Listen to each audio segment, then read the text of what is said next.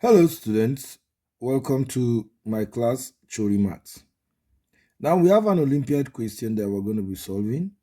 The question says a squared plus b squared plus 6b is equals to 91. Now, see what we're going to do.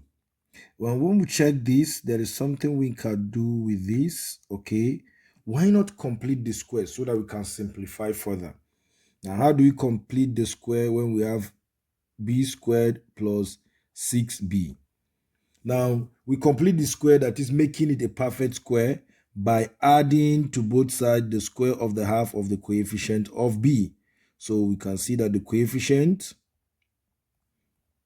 of b is equals to plus 6. Then half of it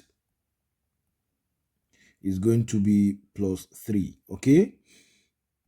Then square of it is going to be plus 3 all squared. So we are going to add to this. Now, when we are to add to this, there is something that I want us to note. Now we know that the equation is a squared, then plus 6b, plus b squared, then plus 6b. Now, if we are going to add this, if we are going to add plus, well, let me put it in red ink, okay, to show you that we are adding it now. We have plus, then we have plus 3 all squared.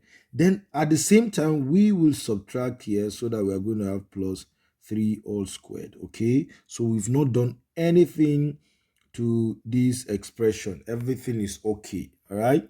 Now doing this, we are going to have a squared plus, take note, you see the whole of this, okay, is a perfect square now. So this is going to be b, then plus 3 all squared. When it is being expanded, we'll have the expression above, okay, minus, then this we are going to have 9 is equals to 91. Okay, we are moving. Now moving minus 9 to the other side, we are going to have a squared plus b plus 3 all squared is equals to 91 plus 9. So I'm going to have a squared plus b plus 3 all squared is equals to 100. Now I want us to take note of something. This is squared and this is squared. Okay? So invariably they are telling you that x squared plus y squared must be equals to 100. So squares of what gives 100?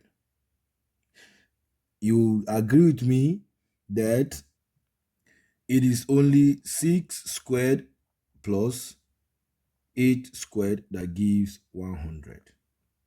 Okay, good. Now, since we have agreed with that, then we have a squared plus b plus 3 all squared will be either 6 squared, will be equals to 6 squared plus 8 squared. This is what I have. So, this is what I'm going to do. Now, case 1. Now, in case 1, it is going to be that a squared will be equals to 6 squared.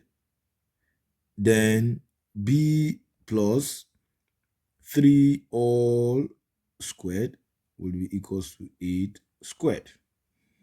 Now, if it is this, it now implies that a is equals to 6. We're done. Now, if it is in this case, you know, by the time the square cancels the square, we are going to have b plus 3 is equals to 8. Therefore, b is equals to 8 minus 3, which is equals to 5. Now, putting it in form of a comma b, then I'm going to have 6 comma 5. So that is the first question, or the first set of answers. Then let's go to second case, case 2. Now, in case 2, what we have is that it is either a squared is equals to 8 squared, or b plus 3 all squared is equals to 6 squared. Now, in this case, of course, this cancels this. This implies that a is equals to 8. Now, in this case, when this cancels this, then is b plus 3 is equals to 6, which shows that b is equals to 6 minus 3. Then b is equals to 3. Now, having it as a comma b, we are going to have that is going to be 8 comma 3. This is what we have. Now, in summary, we are going to have our answers as 6 comma 5. We're going to have 6 comma 5, or we are going to have 8 comma 3. That is when we have it as a comma b and a comma b in this case. Okay, very important. So thank you so much for watching. I believe you understood. I believe you enjoyed the video. So please do not forget to subscribe and like and share my videos.